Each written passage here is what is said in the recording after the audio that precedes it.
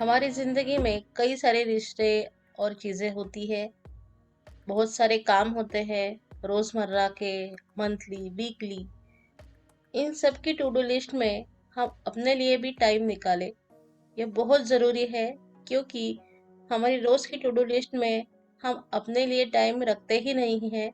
सब घर के लिए, बच्चों के लिए, इनके लिए, सबके लिए टाइम है, लेकिन खुद के लिए टाइम नहीं है। ऐसा मत कीजिए फ्रेंड्स। अपने लिए टाइम ज़रूर निकालिएगा, क्योंकि कोई भी हमारे लिए गुज़रा हुआ वक़्त वापस लाके नहीं देगा, हमारी बीती हुई उम्र और अभी जो एनर्जी हमारी है वो कोई भी वापस लाके नहीं देगा।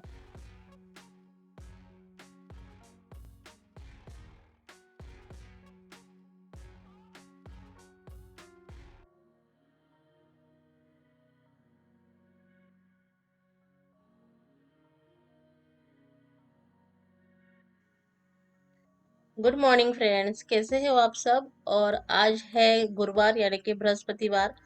तो इसके लिए मैंने यहाँ पे थोड़े आलू और थोड़े से स्वीट पोटैटो बॉईल किए हैं। तो इसके साथ मैं बनाऊंगी कुछ रेसिपी जो कि व्रत के खाने के लिए हम खाते हैं। तो इनकी भी है व्रत। सावन चालू है, तो सावन में ऐसे हमारे जो फास्ट होते हैं वो बहुत सारे होते हैं। और करना भी चाहिए, क्योंकि जो कि बाहर का मौसम कुछ अटपट सा है, कुछ अच्छा नहीं है। कभी गर्मी, कभी सर्दी, कभी बारिश, ऐसे तीनों के तीनों मौसम एक साथ हमें मिल रहे हैं। तो इसलिए कभी फैन लगाना पड़ता है, कभी नहीं। तो सर्दी, खांसी ये सब बहुत अभी है अपनी उठान पे।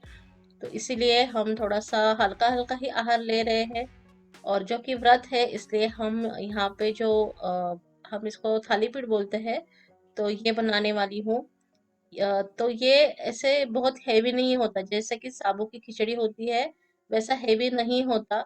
साबू की खिचड़ी खाने से क्या होता है, हमें थोड़ा सा हाँ, ऐसे ड्राउजीनेस सा आता है कि हम सो जाए या फिर कुछ ना करें, ऐसे हो जाता है। तो इससे ये सब नहीं होता, पेट फीलिंग भी रहता है, ज्यादा भूख भी नहीं लगती और व्रत का व्रत हो जाता है। तो इसके लिए मैंने यहाँ पे लिए है मूंगफली का जो पाउडर होता है वो, और जो जीरा यानी कि कुमिन पाउडर होता है वो। और इसके साथ मैंने पिछली बार डीमार्ट से जो पैकेट लिया था वो लेके आई हूँ। अभी मैं तवे पे एक एक डालती जा रही हूँ। जो बीच में क्या शॉट है वो नहीं रिकॉर्ड हो पाया, क्योंकि बीच में मेहमान आए थे। तो सुबह सुबह कमेटी के कुछ मेंबर आए थे इनके पास। तो इसलिए वो सब शूट नहीं हो पाया, जो मैंने सब मिक्स किया वो। इसमें कुछ नहीं, अपना आलू और ये सब जो पाउडर है वो मिक्स कर देनी है। अपना शुगर और इसके साथ तीखा नमकीन, मतलब नमकीन तो नहीं, नमक हम डालेंगे। तो इसके साथ ये सब आटे के जैसे गूंद लेना, और उसको हम जैसे रोटी थपथपाते हैं, मतलब भाकरी करते हैं, वैसे करना है। और इसका अच्छा सा एक डो मिला के हमें उसको रोलिंग पिन से तो नहीं, लेकिन जो कि प्लास्टिक है उसके ऊपर ये पूरा कर लेना है। अब ये देखिए हमारा हो गया है, ये खाने के लिए बैठे हैं, इनका तैयारी हो चुका है। और मेरा भी स्नान वगैरह सब हो चुका है, क्योंकि व्रत है इसलिए मैं सुबह सुबह ही नहा धो के तैयार हो जाती हूँ। और उसके पहले जो कि घर की सब क्लीनिंग वगैरह है वो हो चुकी है। तो ये सब अभी हो गया है। यहाँ पे नारियल मैंने फोड़ के रखा था, तो उसका मैं चटनी बनाने वाली हूँ। क्योंकि ये जो थाली पीठ है थोड़ा सा खाने के लिए या डुबाने के लिए कुछ तो चाहिए, तो सॉस तो नहीं ले सकते। तो इसके लिए मैं चटनी बना रही हूँ, और चटनी में जाएगा मूंगफली, और फिर ये जो फ्रेश कोकोनट है वो। और यहाँ पे मैं इसलिए लेके गई हूँ, इसलिए इसलिए कि बच्चे के जो के कपड़े हैं वो आयरन करने हैं। तो स्कूल के कपड़े जो है और मेरे जो कपड़े हैं मैं घर पे ही कर लेती हूँ, वो बाहर जाते नहीं हैं। क्योंकि ये रोज के रोज लगते हैं, और इतना उसको टाइट इसलिए भी नहीं लगता, इनके कपड़ों को लगता है क्योंकि लिनन के होते हैं और कॉटन के होते हैं, तो इनके लिए लगता है।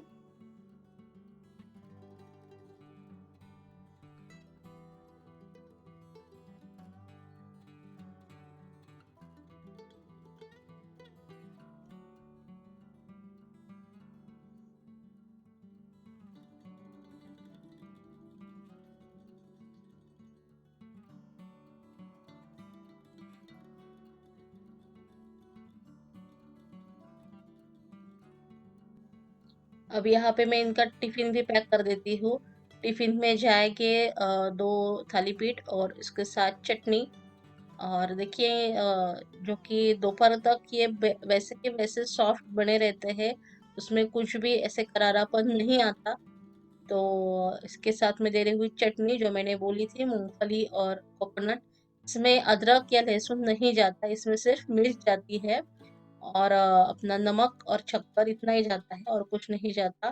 कोई कोई कोरिएंडर का भी प्रयोग करते हैं, लेकिन मेरी माँ या सासू माँ ने कभी डाले नहीं थे, इसलिए मैं नहीं डालती हूँ। इसके साथ मैंने आलू की सब्जी बनाई है। आलू के साथ सिर्फ मूंगफली के पाउडर, जीरा और अपना मिर्च इतना ही है। नमक के साथ मैं उसको रोस्ट कर लेती हूँ और बस हो गया ये। और ये चटनी और ये सब मैंने पैक कर दिया अभी। ये निकल रहे हैं, ये 9 बजे से 9 बजे के तकरीबन ये निकलते हैं। और मनु की भी तैयारी चल रही है स्कूल की, तो वो भी इसके साथ उसको भी दे दिया है। तो उसको मैं बोल रही हूँ खा लो, लेकिन बच्चों का होता ही है कि सैंडविच हो तो एकदम से बैठ जाएगा, फिर उसके पसंदीदा चीजें हो तो। पर अभी तो ये उसको खाना इतना पसंद नहीं आया है, तो वो अभी आनाकानी कर रहा है खाने के लिए। इनकी जो बैग है मैंने भर दी है। तो कैसे होता है, जो टिफिन हम पैक करके अपने काउंटर पे ही छोड़ देते हैं ना, तो अक्सर ऐसा होता है कि ये लोग भूल जाते हैं अपने हड़बड़ी में या फोन पे बात करने में। अभी भी फोन पे बात चल रही है उनकी। ऑफिस के फैक्ट्री के कॉल सुबह से ही 7 बजे से चालू हो जाते हैं, क्योंकि फैक्ट्री बहुत ही जल्दी खुल जाती है। तो फोन पे इनकी सब काम होते रहते हैं, तो इस हड़बड़ी में वो टिफिन भूल जाने का डर रहता है। तो हम इतनी सुबह से उठ के करें तो उसका कुछ काम नहीं बनता। इसलिए मैं बैग में भर के ही रखती हूँ कि बैग तो वो लेके जाते ही जाते हैं। तो इसी के साथ मैं मनु की तैयारी भी कर रही हूँ। मनु का अभी बैग भरना है। बैग भरना मतलब उसको बहुत ही बड़ा पहाड़ टूट पड़ा ऐसा लगता है। उसको बिल्कुल भी पसंद नहीं आता बैग भरना, तो उसके लिए मैं थोड़ा सा हेल्प कर देती हूँ। ऐसे है, बच्चे बड़े होते जाते हैं, कुछ काम वो अपने अपने सीखते हैं, कुछ काम हमें करने पड़ते हैं। सब उन पे भी डाल नहीं सकते और सब हमें भी नहीं करना है। ऐसे बैलेंस बना के चलना पड़ता है, जिससे कि उनको स्वावलंबन भी आ जाए, अपना अपना तरीका भी समझ में आ जाए कि हमें किस तरीके से काम करना पसंद है या सहजता से हो जाता है। और किस तरह से मम्मी बोलती है तो वो भी वो बैलेंस करके चलते हैं। और इसमें कोई भी हड़बड़ाहट या फिर ज्यादा ऊंची आवाज में बात हमारे घर में नहीं की जाती। पहले से ही है, मारना वगैरह तो बहुत ही दूर की बात है, ये तो हम कभी भी नहीं करते। बोलने से काम होता है तो मारे क्यों, ऐसा हमें लगता है। मनु तकरीबन 9 साल से ऊपर है और आरू जो है वो 10 साल से ऊपर है। तो दोनों के लिए वही है कि हम कभी भी उनको ज्यादा चिल्ला के या मार के नहीं बोलते। जैसे हमारा स्वभाव है वैसे ही वो सीखते हैं। हम सहजता से बोले, हम शांति से बोले, तो वो भी वैसे ही सीखते हैं बोलना। तो आरू थोड़ा सा वायलेंट है, जैसे कि उसको खेलना कूदना ज्यादा पसंद है, पढ़ाई से वो घर पे ज्यादा देर नहीं बैठता है। फिर भी वो इतना शांत है कि बात करते समय या फिर कुछ करते समय वो शांति रहता है। मनु तो सिर्फ पेंटिंग और पढ़ाई और इसी सब में गढ़ा रहता है, उसको ये सब बहुत पसंद है। ऐसे नहीं कि हम उस पे लाते हैं, उसको ये सब पसंद है। तो दोनों भाइयों के बिल्कुल जो है स्वभाव अलग अलग है। वो अभी गया है स्कूल में, उसका सुबह का है और इसका दोपहर का है। ऐसा क्यों है, ऐसा भी आपको प्रश्न पड़ेगा। तो वो उसका कजन है और जो सगे भाई नहीं है ये, लेकिन सगे भाइयों से ज्यादा ये अपने मतलब प्यार में सगे भाइयों से भी ज्यादा है। तो उसकी जो माँ है वो मतलब गुरुदेव है हमारा कि कोरोना में चल बसी, बहुत ही कम उम्र में उसकी माँ चल बसी। तो इसके लिए वो हमारे साथ ही रहता है। उसका घर जो है वो बाजू में ही है। वहां पे हमारे इनके जो भाई है वो और आरू मतलब उनका बेटा, ऐसे दोनों रहते हैं। उसके खान पान और पढ़ाई का जिम्मा सब मैंने लिया है। बहुत सारे लोग आगे आए थे लेने के लिए, ऐसे नहीं है कि मैं ही करती हूँ, ऐसा कुछ भी नहीं है। लेकिन क्या है, मेरे ननद की और उनके भी घर की जो मतलब वो बच्चे बड़े हो गए हैं। आरू की एज और इसकी एज जो है वो सिमिलर है थोड़ी सी। तो मुझे ये करने में आसानी पड़ती है, और मैं इनके सबके घर में छोटी हूँ, मतलब उम्र से। तो इसलिए मैंने ये मतलब डिसाइड किया कि चलो हमारे घर में एक से भले दो बच्चे हो जाएंगे, शेयरिंग भी होता है, उसको भी घर का प्यार मिल पाएगा और इसको भी भाई का प्यार मिल पाएगा। इसलिए हमने ये डिसीजन लिया कि हम इनके पास ही घर लेते हैं। इसलिए हमने ये घर भी लिया है, और ये बहुत ही छोटा घर है तकरीबन। अ, हमारे जो सामान है और ये सबसे ये घर छोटा है, लेकिन ठीक है। कोरोना के बाद तुरंत ही हमने ये घर लिया था, इसको अभी 2 साल होने को है। तो जितना चाहिए उतना ही सामान है, और उतना ही अभी हमने सब मैनेज किया है वैसे तैसे। तो ठीक है, उसको तो घर का प्यार मिल पाएगा। वो अपने पापा के यहाँ रात को जाता है, और रात को दोनों साथ में खाना खाते हैं और सोते हैं। तो ऐसे सवाल बहुत से पैदा होते हैं, इसलिए मैंने आपको बताया ये। और ये मनु की सब चल रही है हंसी मजाक। अभी मनु चला गया है स्कूल में, और स्कूल में जाते ही उसके बाद आज मैं काम को नहीं बैठी हूँ, मेरा वर्क फ्रॉम होम होता है, उसको नहीं बैठी मैं आज। मैंने आज थोड़ा ब्रेक लिया था क्योंकि बहुत दिन से ये काम पेंडिंग था। तो मनु आज जल्दी चला गया। मेरे हाथ में अभी तकरीबन आधा पौना घंटा है लॉगिन के लिए। तो मैं अभी ये बुक्स लेके बैठी हूँ। तो बुक्स में बहुत सारी धूल भी बैठी थी, और बहुत सारे नए बुक्स आए थे, उनको भी मैंने मतलब अच्छे से नहीं लगाया था। तो वो अब सब काम मैं इसके बाद करूंगी।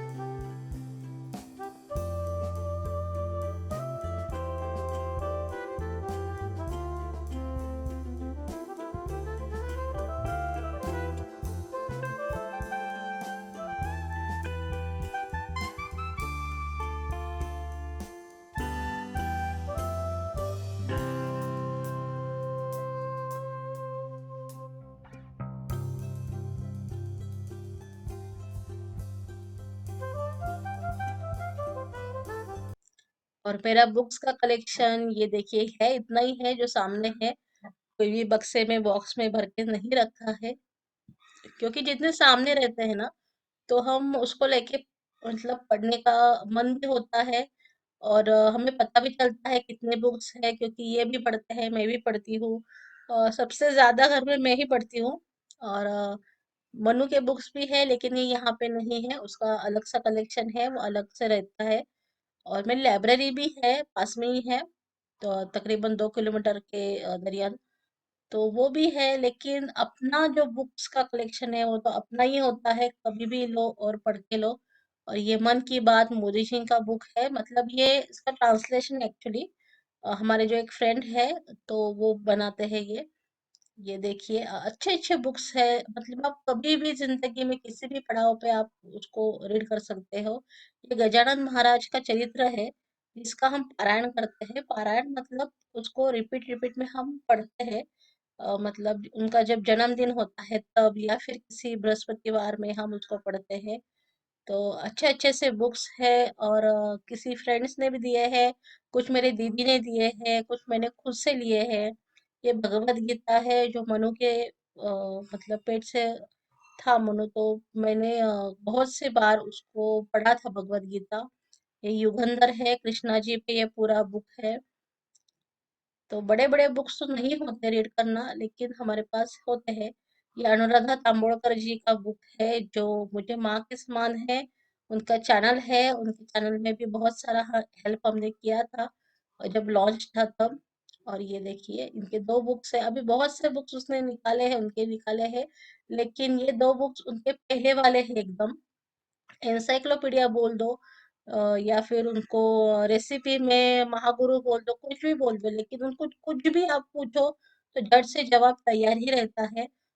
मैं अभी सीख ही रही हूँ रेसिपी, तो जो भी सवाल आए वो अभी एकदम से वॉइस ओवर करके हम बातचीत करते हैं कि वॉइस मतलब मैसेज होता है वो पहुंचा देते हैं उनकी तरफ। तो बहुत ही मेरे माँ जैसे ही है, उतना ही प्यार मुझे करती है। तो हम बहुत बार उनके घर भी जाते हैं, उनका चैनल भी है अनुराधा चैनल, जरूर फॉलो कीजिएगा। और ये देखिए ये मनु के बुक्स है जो कि उसने लाए थे, लेकिन उसने पढ़े ही नहीं। ये भी मैंने लाया था मगर मुझे याद ही नहीं, एंटरप्रेन्योर बोल के है, शरद कांदले जो है उनका। और ये पाक सिद्धि है, ये भी बहुत अच्छा बुक है अपना रेसिपी सीखने के लिए बेसिकली। ये नदिष्ट है, नदी के बारे में जो भी है।